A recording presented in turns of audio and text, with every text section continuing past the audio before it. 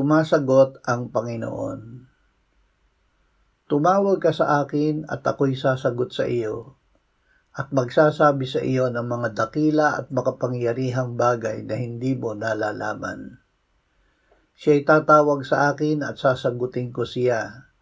Ako'y magiging kasama niya sa kabalisahan. Sasagipin ko siya at pararangalan ko siya.